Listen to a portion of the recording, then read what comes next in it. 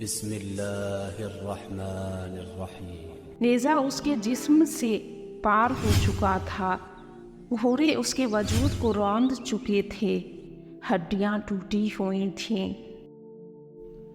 السلام علیکم ناظرین۔ حضرت ابو قدامہ رحمۃ اللہ علیہ فرماتے ہیں، ایک دن میں حرم مدنی میں بیٹھا ہوا تھا کہ ایک آدمی میرے پاس آ کر مجھ سے کہنے لگا، ابو قدامہ، تم نے اللہ کی راہ میں ایک عمر گزار دی، تم اپنی جہادوں میں سے سب سے حیرت انگیز واقعہ سناؤ۔ میں نے اسے سنانا شروع کیا۔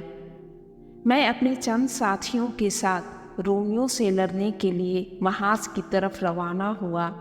راستے میں رکا شہر سے گزر ہوا تو وہاں کی مسجد میں لوگوں کو نصیحت اور ہدایت کی تو لوگ اللہ کی راہ میں جہاد کے لیے تیار ہو گئے۔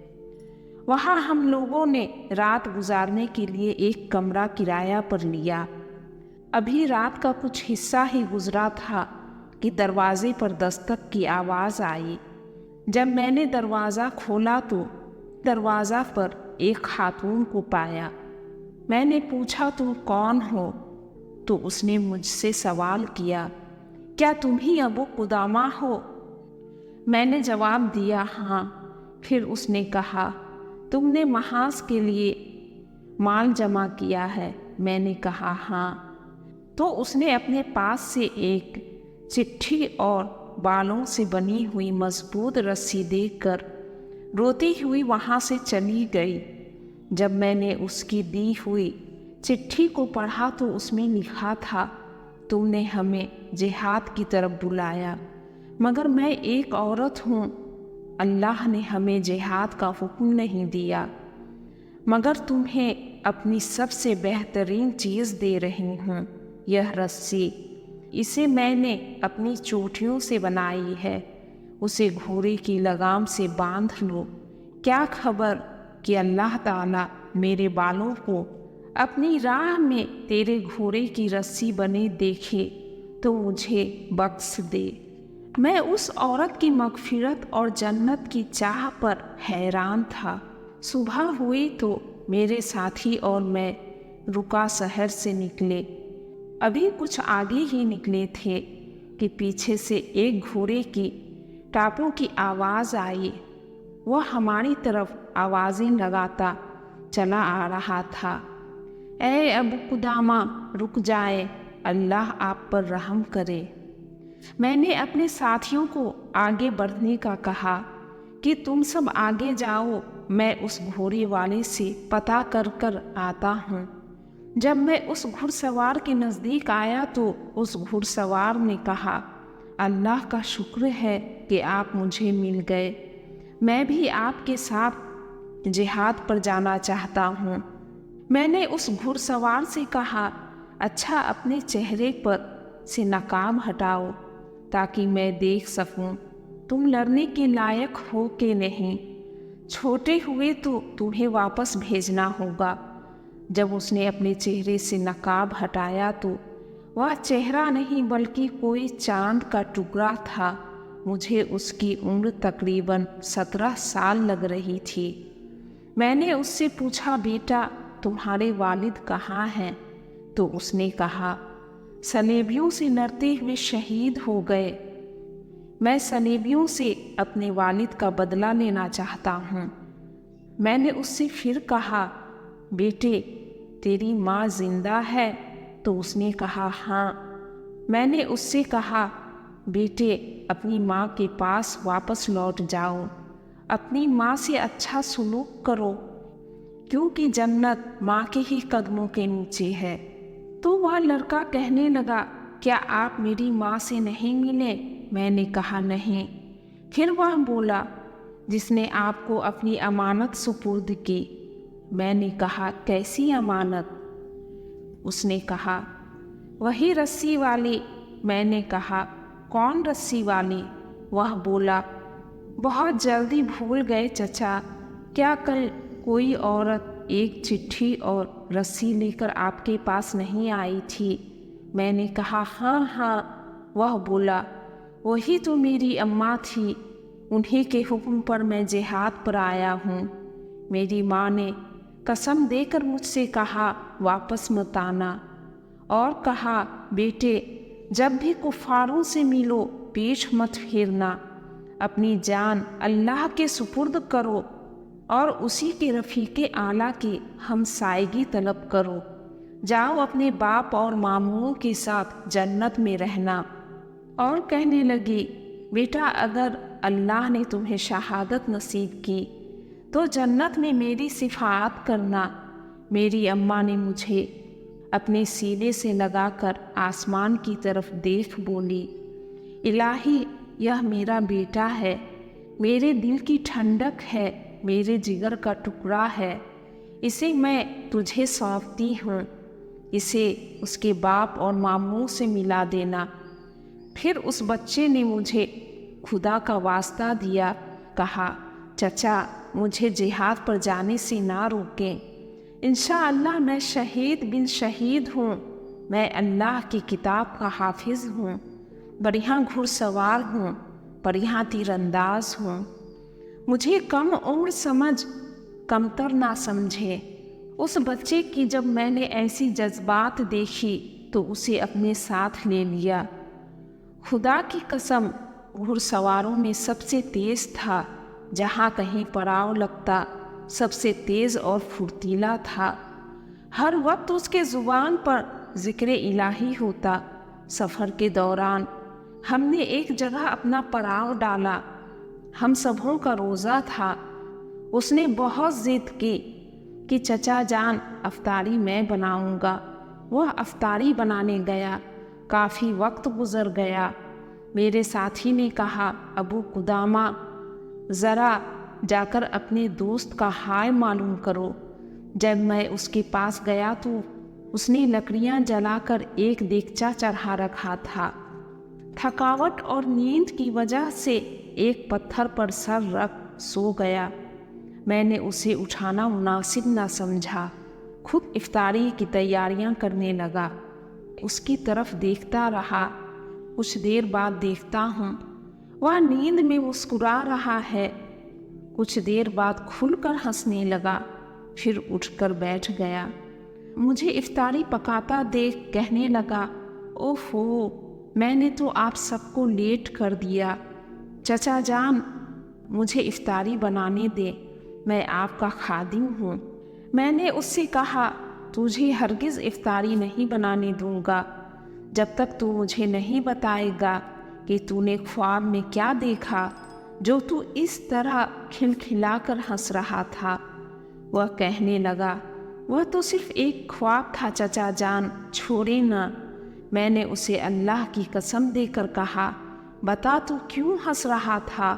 तो वह कहने लगा, चचा जान मैंने ख्वाब में देखा कि मैं जन्नत में हूँ। उसका हुस्न जमाल ऐसा है जैसा किताब बताती है। मैं हैरत में चलता जा रहा था कि मेरी नज़र जगमगाती महल पर पड़ी। वहाँ की एक ईंट सोने की तो दूसरी चांदी की थी। छत मोतियों, याकूत और जवाहरात से बनी हुई। दरवाजे सोने के थे। हूरें दरवाज़ों के पर्दे उठा रही थी। उनके चेहरे पर चांद उतरा हुआ था। मैं इन हूरों के हुस्न जमाल को देख हैरान था। एक हूर ने मेरी तरफ इशारा करते हुए दूसरी हूर से कहा, यह मर्जिया का खाविंद है। मैंने उससे कहा कि तुम में मर्जिया कौन है? तो वह कहने लगी, मैं तो उसकी एक अदना सी खादिमा हूँ। मर्जिया अंदर है, अंदर जाओ। मैं जब उसके महल में दाखिल हुआ तो महल के ऊपर वाली मंजिल में सुर्ख सोने से बना कमरा था। उसमें एक हूर थी। जब मैं उसके नज़दीक गया तो उसका चेहरा चमक रहा था। वह हूर मुझे देख कहने लगी, अल्लाह के दोस्त और हबीब खुश आमदीद। मैं आपके लिए और आप मेरे लिए हैं। उसके इस बात पर मैं मुस्कुराया और खुश हुआ। تو میں نے اس لڑکے سے کہا اچھا یہ تو ایک خواب ہے، انشاءاللہ۔ ہم نے افطار کیا اور محاذ کی طرف نکل گئے۔ اگلے دن دشمن ہمارے سامنے تھی۔ ہم نے جہاد کی صفیں بنا لی۔ جب میں نے اس لڑکے کو ڈھونڈا تو وہ اگلی صف میں تھا۔ میں نے اس کے قریب جا کر اس سے کہا بیٹا کیا تجھے امور جہاد کا تجربہ ہے؟ کہنے لگا نہیں چچا جان، یہ تو میری پہلی جنگ ہے۔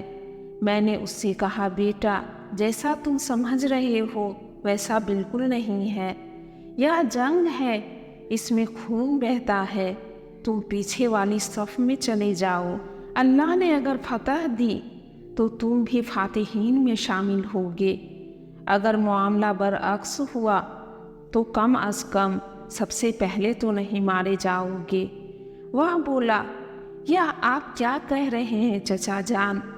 میں نے جواب دیا ہاں بیٹا میں ہی کہہ رہا ہوں۔ جواب میں اس نے استغفار کیا، کیا آپ پسند کرتے ہیں میں اہل جہنم میں سے ہو جاؤں؟ میں نے جواب دیا معاذ اللہ بیٹے ایسا قطعی نہیں ہے، ہم جہنم سے ہی تو بچنے کے لیے جہاد کرنے نکلے ہیں۔ تو وہ بولا چچا جان کیا میں سب سے پہلے پیٹھ پھیر کر اہل جہنم میں شامل ہو جاؤں؟ وہ لوٹنے سے انکار کرتا رہا۔ میں نے اس کا ہاتھ پکڑ اسے زبردستی پیچھے کے صف میں لے جانا چاہا مگر وہ ڈٹ گیا۔ اسی اثنا میں لڑائی شروع ہو گئی، وہ میرے ہاتھ سے چھوٹ گیا، شہ سوار ٹکرا گئے، نیزے بلند ہونے لگے، تلواریں چمکنے لگی، کھوپڑیاں کٹنے لگیں، ہاتھ پاؤں اڑتے رہے۔ گھمسان کا وہ دن تھا کہ ہر بندہ اپنی لڑائی لڑنے لگا، دوست کو دوست کی خبر نہ رہی۔ ظہر کا وقت داخل ہوا تو اللہ نے صلیبیوں کو شکست دی۔ فتح کے بعد میں نے اپنے ساتھیوں کو جمع کیا، ظہر کی نماز ادا کی اور ہم میں سے ہر کوئی اپنے پیاروں کی تلاش میں نکل کھڑا ہوا، مگر اس لڑکی کا کوئی عزیز نہ تھا، اس کا پوچھنے والا کوئی نہ تھا۔ میں ہی اس کی تلاش میں نکلا تو ایک آواز آئی، اے لوگوں میرے چچا ابو قدامہ کو بلاؤ۔ میں آواز کا پیچھا کرتے ہوئے اس کے پاس گیا تو اس لڑکی کو زخمی حالت میں پایا، نیزہ اس کے جسم سے پار ہو چکا تھا، گھوڑے اس کے وجود کو روند چکے تھے، ہڈیاں ٹوٹی ہوئی تھیں، گوشت باہر نکلا ہوا تھا، ہر اعضاء الگ الگ تھا، جیسے کوئی یتیم بچہ صحرائی طوفان کی نظر ہو گیا ہو۔ میں اس کے قریب گیا، ہاتھوں سے اس کو سیدھا کیا اور چیخ کر اس سے کہا بیٹا یہ رہا تیرا چچا ابو قدامہ، بولو بیٹا۔ وہ لڑکا کہنے لگا اللہ کا شکر ہے جس نے مجھے وصیت سنانے کے لیے زندہ رکھا، بس غور سے میری وصیت سنے۔ میں اس کی حالت پر رو پڑا، مجھے اس کی خوبیاں اور اس کا حسن جمال یاد آ رہا تھا، اس کی ماں کی یاد آئی کہ جس نے اپنے خاوند اور بھائیوں کا غم کاٹا، اور اب اس جگر گوشے کا۔ میں اپنے کپڑے سے اس کے چہرے کا خون صاف کرنے لگا تو اس نے کہا چچا اپنے کپڑے کیوں گندے کرتی ہو؟ میرے کپڑے سے پوچھو۔ میرے پاس کوئی جواب نہ تھا۔ پھر وہ کہنے لگا میں نے آپ سے وعدہ لیا تھا کہ میری شہادت ہو گئی تو آپ میرے شہر رکا جائیں گے اور میری ماں کو یہ خوشخبری سنائیں گے کہ اللہ نے اس کا بھیجا ہوا تحفہ قبول کر لیا۔ اگر اللہ نے میری شہادت قبول کی تو میں اپنی ماں کا سلام اپنے باپ اور اپنی ماموں کو پہنچاؤں گا۔